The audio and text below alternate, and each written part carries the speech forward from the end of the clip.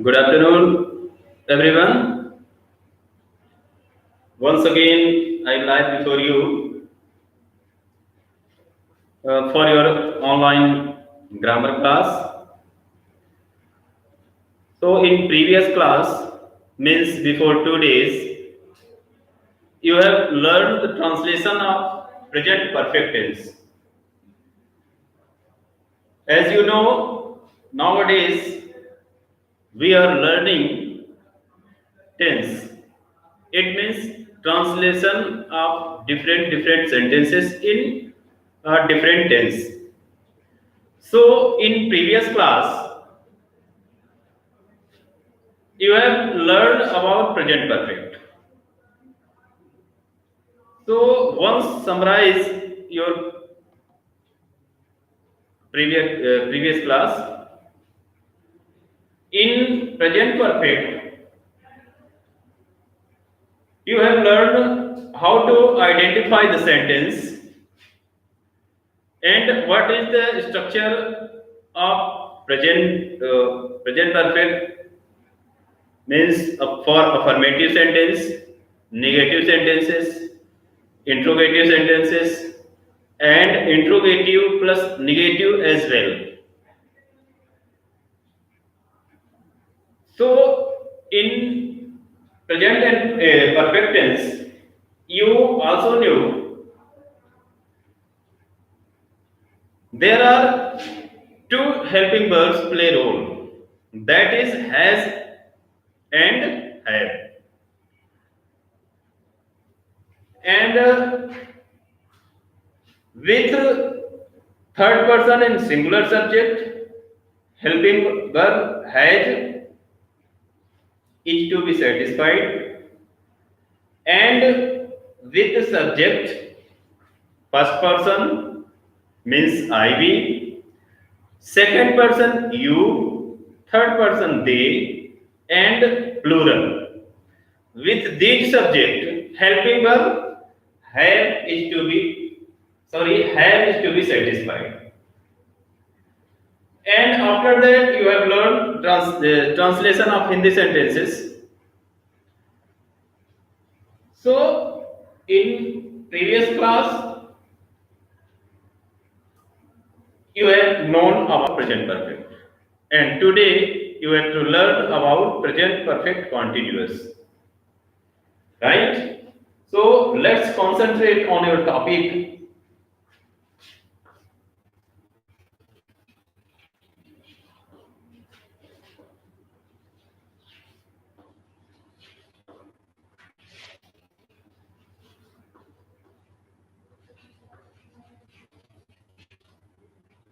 Present perfect continuous. In present perfect continuous, if we talk about identification of the sentence, I mean Hindi sentence. So if at the end of the sentence, Hindi sentence, रहा है, रही है, रहे हैं, with time, if these words is to be found at the last of Hindi sentence, then sentence goes to present perfect tense. Oh, sorry, present perfect continuous. It means if रहा है, रही है, रहे, these words is to be found with time in Hindi sentence, then sentence is belong to present perfect continuous. And one thing is very important in every continuous, whether only continuous or perfect continuous. In each and every continuous tense, the main verb is used in first form with ing.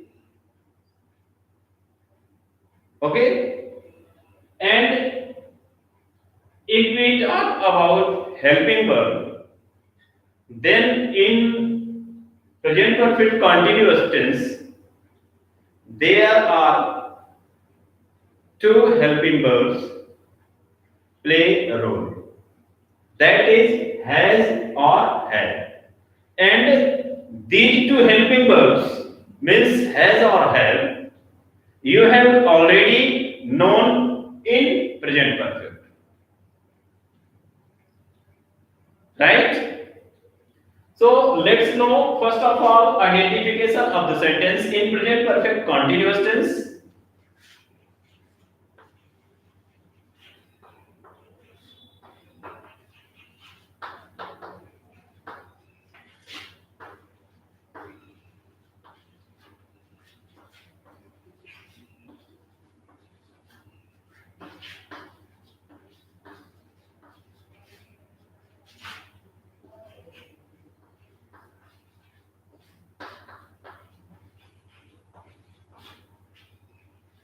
ये है ना, तो identification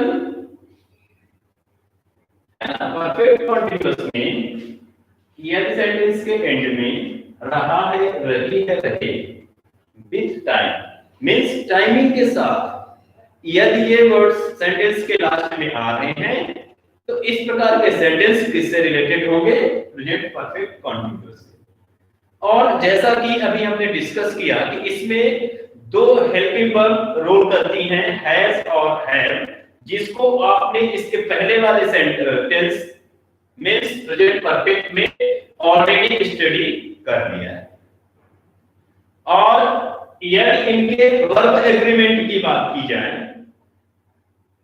है ना, तो ये उसी प्रकार से सब्जेक्ट के साथ एग्री होंगी जैसा कि हम प्रेजेंट परफेक्ट में स्टडी किए। मींस कि यदि हमारा subject first person second person अथवा थर्ड पर्सन में दे है ना या प्लूरल है, तो ऐसी कंडीशन में हेल्पिंग वर्ब हैव एग्री होगी इन सब्जेक्ट के साथ।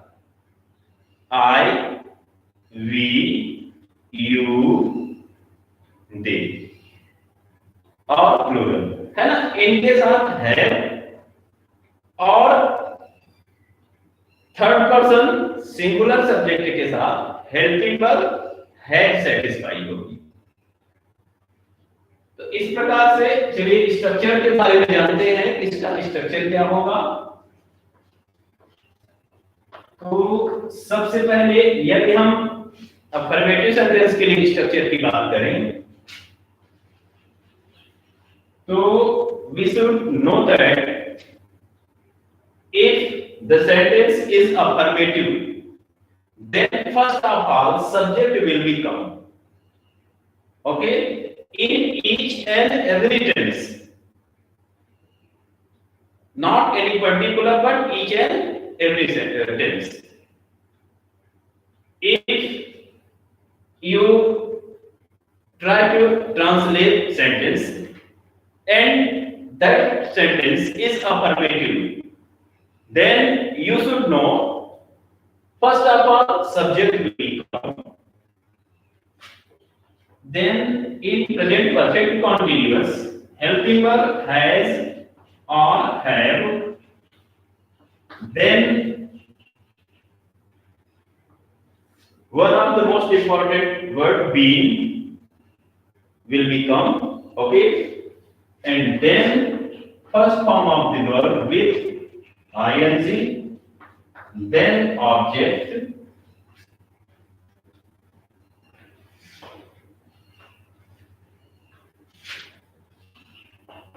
then since or for according to time, या है ना। तो यह प्रेजेंट परफेक्ट कॉन्टिन्यूअस का अफर्मेटिव सेंटेंस है तो वो इस स्ट्रक्चर पर ट्रांसलेट होगा। मींस कि सबसे पहले उस हिंदी सेंटेंस का सब्जेक्ट हम है ना डिसाइड करके उसको राइट करेंगे, उसके बाद अकॉर्डिंग टू सब्जेक्ट जिसको हमने एज ए सब्जेक्ट यहां पर डिटरमाइन किया है या राइट किया है उसके अकॉर्डिंग हैज और हैव हेल्पिंग वर्ब हम राइट करेंगे। फिर इसके बाद बीइंग एक कॉमन वर्ड है जो सेंटेंस का सेंस पूरा करने के लिए आता है, उसको हम राइट करेंगे। Then first form of the verb, जो भी मेन वर्ब उस सेंटेंस में यूज की गई है उस मेन वर्ब का फर्स्ट फॉर्म और फर्स्ट फॉर्म के साथ में आईएनजी, या हम यूं कहें कि वर्ब की fourth form. Fourth form means the verb which is in the form of ing। तो first form of is ing है ना, उसके बाद सेंटेंस में जो भी ऑब्जेक्ट होगा उसको राइट करेंगे। देन टाइमिंग अकॉर्डिंग सिंस और फॉरवर्ड का यूज होगा, है ना। अभी हम सिंस और फॉर के यूजेस के बारे में बात करेंगे कि किस कंडीशन में सिंस का यूज होना चाहिए और किस कंडीशन में फॉर का यूज होना चाहिए। तो उसके पहले अभी आप पहले सभी काइंड के स्ट्रक्चर राइट कर लें। तो नेगेटिव में भी है ना, किसी भी टेंस का अगर सेंटेंस नेगेटिव है तो उसमें भी ये बात कॉमन हो जाती है कि वहां पर भी हमेशा सबसे पहले सब्जेक्ट ही आएगा। सब्जेक्ट के बाद helping verb, helping verb same means has और हैव। इसके बाद नेगेटिव है तो negative verb not. Then being, then first form of the verb with ING, then object,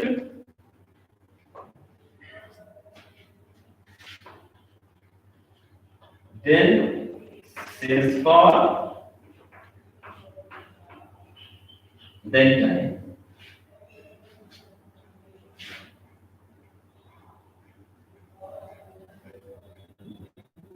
Yes, good afternoon, Vaibhav, Siddharth।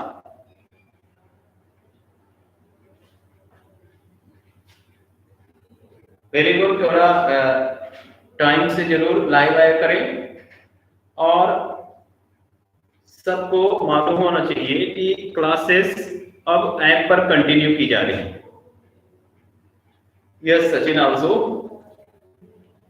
तो app को आप प्रॉपरली है ना इंस्टॉल करके और रजिस्टर्ड मोबाइल नंबर की जब भी बात आती है उसका मीन्स ये है कि जो नंबर आपने स्कूल में दिया था, यस विवेकानंद,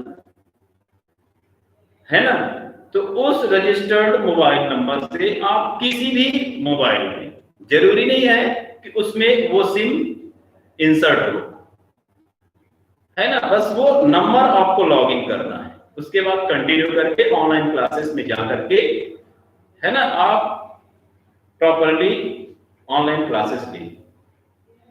एक बात आप जरूर ध्यान रखें कि जब भी आप है ना नेक्स्ट डे लाइव क्लास लेने जा रहे हैं तो उस कंडीशन में एक बार आप लॉग आउट होकर के जरूर लॉग इन करें।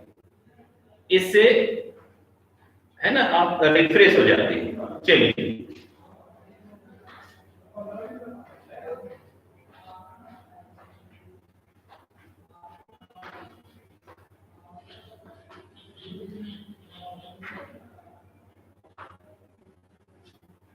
तो अभी आपने अफर्मेटिव सेंटेंस के लिए स्ट्रक्चर देखा प्रेजेंट परफेक्ट कॉन्टिन्यूअस में। यस नितिन, है ना, सभी लोग जल्दी से लाइव आ जाएं और अपने क्लासमेट को भी सजेस्ट करें जो लोग क्लासेस नहीं ले पा रहे हैं या ले रहे हैं जिस भी रीजन से, तो उनको अब बोलिए कि वो है ना कंटिन्यू क्लास लें। तो अफर्मेटिव के लिए ये हमने स्ट्रक्चर देखा। इसके बाद नेगेटिव के लिए और इंट्रोगेटिव के लिए। तो जिस प्रकार से हम अफर्मेटिव और नेगेटिव सेंटेंस के लिए ये जानते हैं कि किसी भी टेंस का यदि अफर्मेटिव या नेगेटिव सेंटेंस है तो सबसे पहले सब्जेक्ट ही आएगा। उसी प्रकार से यदि किसी भी टेंस का इंट्रोगेटिव सेंटेंस है, चाहे वो WH वर्ड से रिलेटेड इंट्रोगेटिव हो या नॉर्मल इंट्रोगेटिव हो, जनरल इंट्रोगेटिव। तो उन सभी इंट्रोगेटिव सेंटेंसेस में सबसे पहले हेल्पिंग वर्ब या फिर यदि क्वेश्चन वर्ड है सेंटेंस में तो क्वेश्चन वर्ड ही आएगा। मींस सब्जेक्ट से स्टार्टिंग या बिगिनिंग नहीं होगी सेंटेंस की, इसकी इंट्रोगेटिव सेंटेंस की।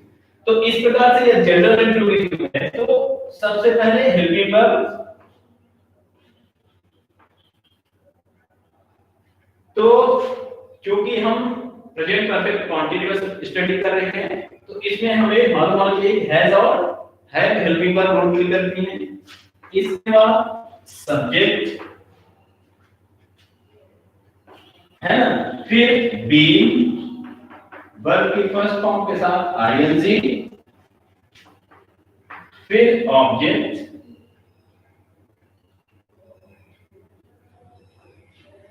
यस, फिर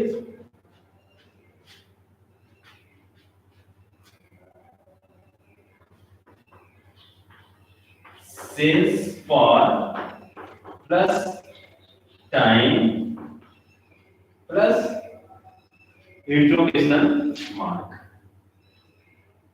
है ना। और इसी में एक चीज आप ये भी समझ लें कि यह सेंटेंस में अदर वर्ड्स आ रहे हैं, जैसा कि इसके पहले वाले टेंसेस में है ना, आपने स्टडी किया होगा। तो यहां पर अदर वर्ड्स फॉर्मूले में नहीं लिखा गया है ना, क्योंकि ये ऑलरेडी थोड़ा लेंदी स्ट्रक्चर हो जाता है, इसलिए जनरली अदर वर्ड्स राइट नहीं करते हैं। लेकिन ये बात आप श्योर कर ले या लिख भी सकते हैं कि इस सिंस फॉर टाइम के बाद अदर वर्ड्स ही आएंगे, है ना। चलिए, तो इस प्रकार से आपने अभी तक जाना कि सेंटेंस को आइडेंटिफाई किस आधार पर करेंगे, यदि रहा है, रही है, रहे हैं टाइमिंग के साथ, तो इस आधार पर हम सेंटेंस को आइडेंटिफाई कर लेंगे कि सेंटेंस प्रेजेंट परफेक्ट कंटीन्यूअस में है। इसके बाद अगेन आपने ये देखा कि इसमें भी हेल्पिंग वर्ब हैज और हैव रोल करती है और उसी प्रकार से ये सब्जेक्ट के साथ एग्री होती है, जैसा कि हमने प्रेजेंट परफेक्ट में स्टडी किया। साथ में ये आप अफर्मेटिव, नेगेटिव और इंट्रोगेटिव तीनों काइंड के सेंटेंस का स्ट्रक्चर भी आपने स्टडी किया, है ना। इसके बाद ट्रांसलेशन जानेंगे, पर ट्रांसलेशन में जाने से पहले एक बार सिंस और फॉर का हम यूज क्लियर कर लें।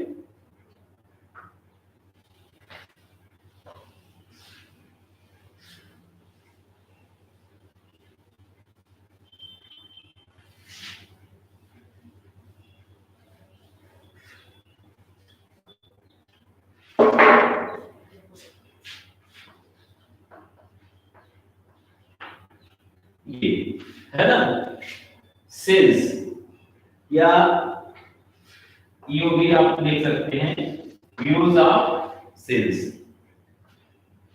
तो यूज ऑफ सिंस में आप ये है ना जान लें कि पॉइंट ऑफ टाइम के लिए सिंस का यूज पहली बार और पीरियड ऑफ टाइम के लिए फॉर का यूज। अर्थात यदि निश्चित समय सेंटेंस में दिया गया है तो उसके लिए सिंस का यूज आएगा और यदि अनिश्चित समय है तो उसके लिए फॉर आएगा।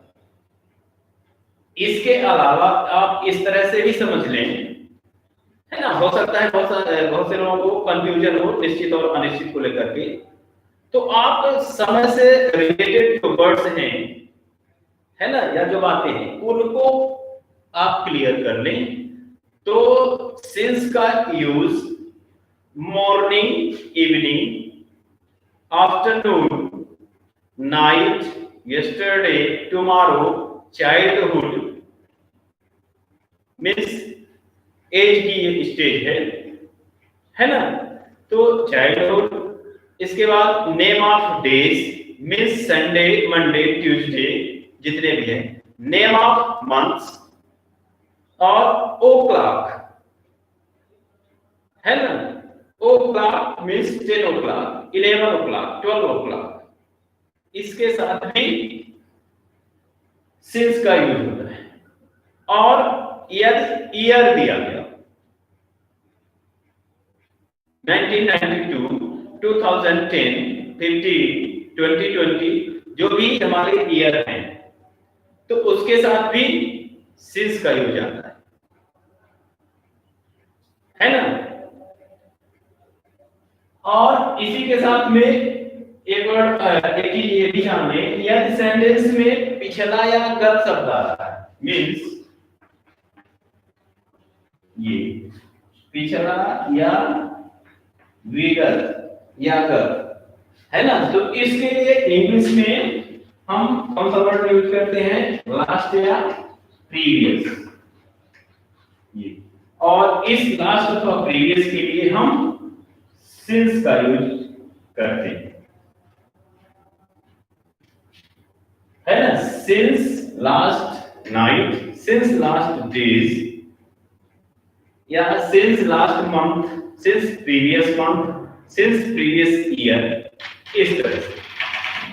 तो इन सभी पॉइंट ऑफ टाइम के लिए हमें सिंस का यूज करना है, और इसके अलावा जितने भी पीरियड ऑफ टाइम आएंगे उन सभी के लिए फॉर का यूज करना है। मींस जिसमें अवधि दी गई हो, अवधि का मतलब 10 मिनट, 1 दिन, 2 मंथ, 40 सेकंड, 5 घंटे, इस तरह से जब अवधि का निर्धारण किया गया हो सेंटेंस में समय के लिए, तो उस कंडीशन में हमें फॉर का यूज करना। और एक ही इसमें भी जिस प्रकार से हमने यहां पर सीखा कि लास्ट है प्रीवियस, मींस पिछला या विगत शब्द जब आता है उसके साथ ही सिंस का यूज होता है। ठीक उसी प्रकार से यदि हिंदी सेंटेंस में काफी देर से या काफी लंबे समय से, है ना, यदि सेंटेंस में ये वर्ड्स आ रहे हैं, एग्जांपल आप ऐसे समझ लें कि बारिश काफी देर से नहीं हो रही है, या बारिश काफी समय से हो रही है, काफी लंबे समय से हो रही है। तो इस कंडीशन में हम वहां पर फॉर अ लॉन्ग टाइम ये एक फिक्स वर्ड यूज करेंगे, लंबे समय से के लिए या काफी देर के लिए, for a long time, right. और साथ में एक और भी वर्ड आप, है ना, जान लें कि यदि कई या अनेक, ये ओके, कई या अनेक वर्ड यदि हिंदी सेंटेंस में आ रहा है, तो इसके लिए हम इंग्लिश में वर्ड यूज करेंगे मेनी अथवा सेवरल, और इस कंडीशन में हमें फॉर का यूज करना है। For many years, for several hours, for several days, इस तरह से, है ना।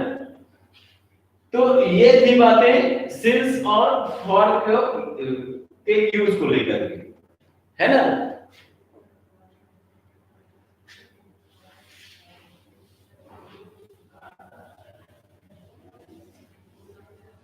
I hope you will understand whatever I told you related since or for just now, है ना। तो यदि सारी बातें आपको, है ना, समझ में आ गई हैं, तो हिंदी सेंटेंस चलिए ट्रांसलेट करते हैं। यस पुनीत, टाइम से क्लास को ज्वाइन किया करो, है ना। फिर भी चलो, तो एग्जांपल है हिंदी सेंटेंस का,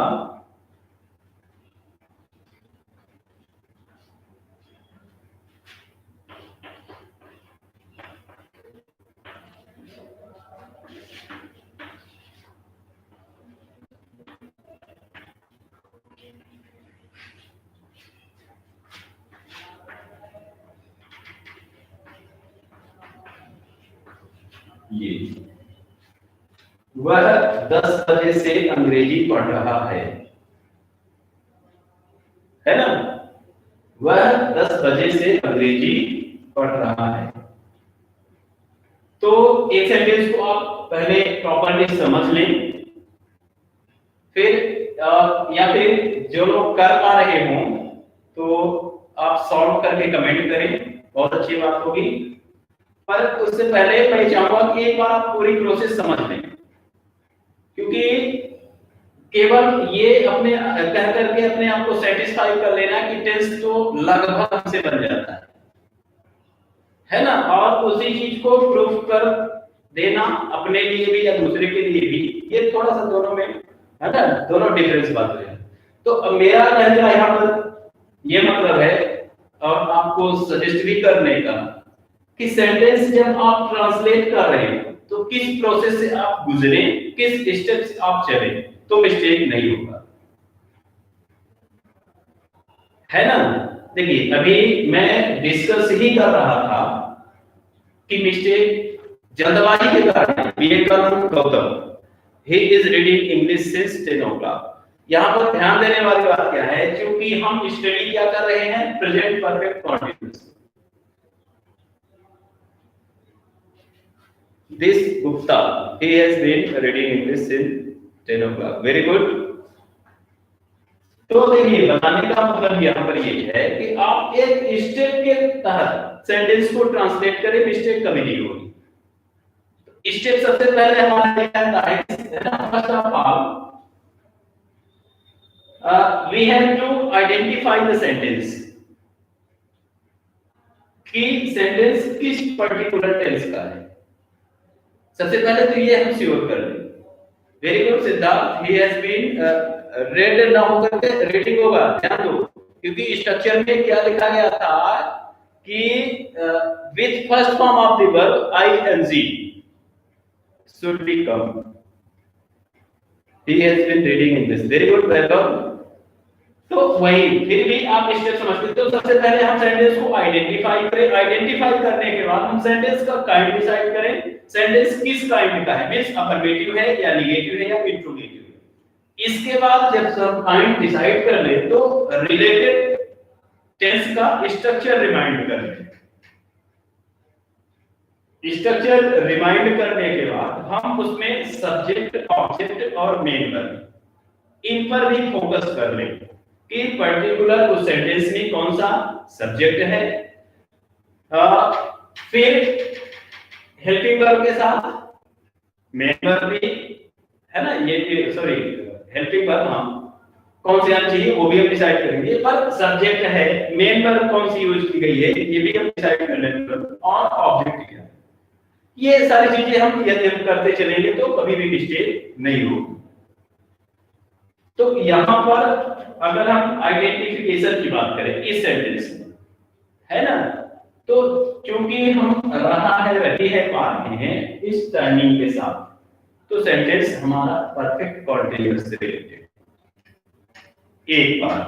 दूसरी इससे भी इंपॉर्टेंट बात कि यदि टाइम के साथ से वर्ड है सेंटेंस में, ध्यान देंगे आप, ये एक ट्रिकी चीज है, आप इसको दिमाग में अच्छे से है ना सेट करके रखेंगे तो कभी भी सेंटेंस को परफेक्ट कॉन्टिन्यूअस को आइडेंटिफाई करने में कभी भी प्रॉब्लम नहीं होगी। तो यदि टाइमिंग के साथ से वर्ड दिया गया हो, टाइमिंग का मीन्स यहां पर ये है केवल वजह से मतलब नहीं है ना, जितने भी चाहे वो पॉइंट ऑफ टाइम हो चाहे पीरियड ऑफ टाइम, उन सभी के लिए बात कही जाए।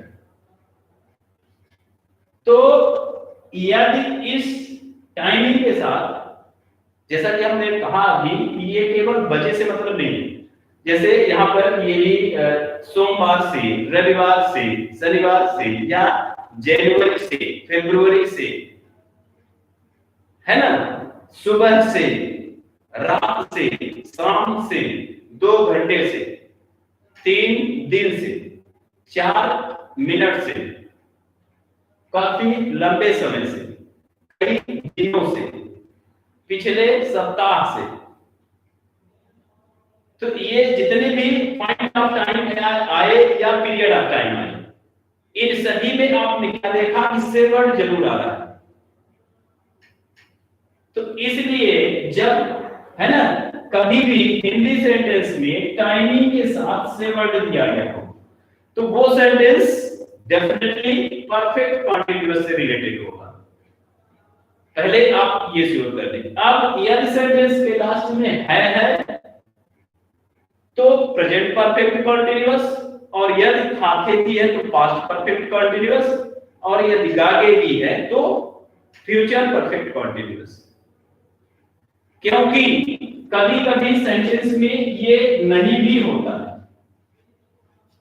फिर भी सेंटेंस परफेक्ट कॉन्टिन्यूअस से रिलेटेड होता है। क्योंकि एग्जांपल आप देखें,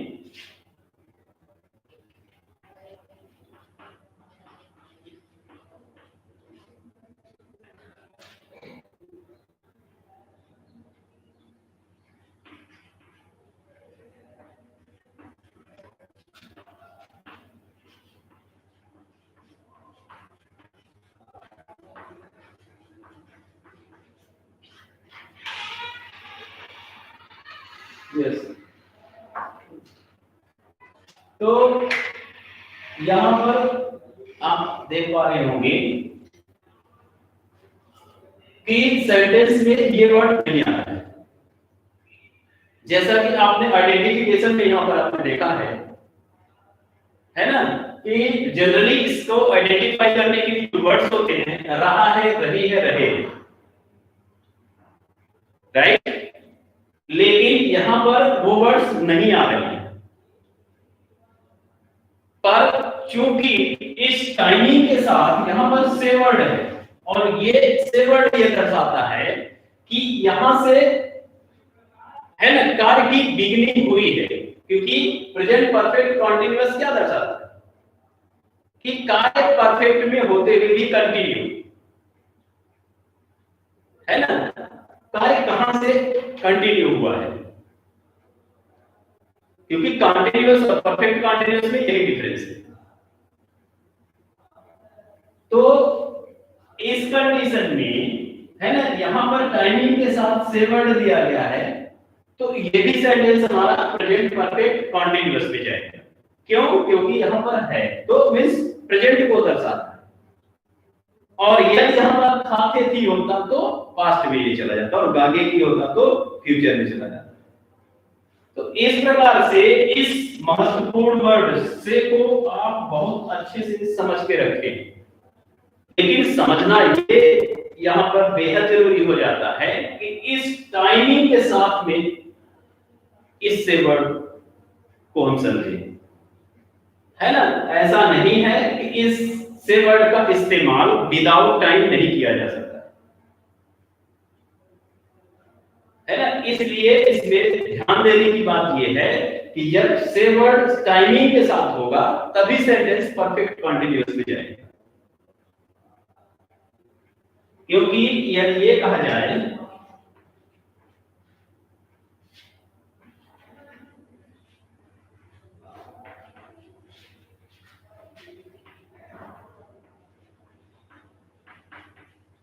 ये वह स्कूल से लौट रहा है, तो यहां पर भी से वर्ड, लेकिन स्कूल किसी भी नजरिए से या किसी भी एंगल से ये ना तो पॉइंट ऑफ टाइम है, बहुत है ना, इसी बात हम सब समझते हैं, ना तो पॉइंट ऑफ टाइम है ना वही पीरियड ऑफ टाइम है। इट मींस ये टाइम से रिलेटेड वर्ड ही नहीं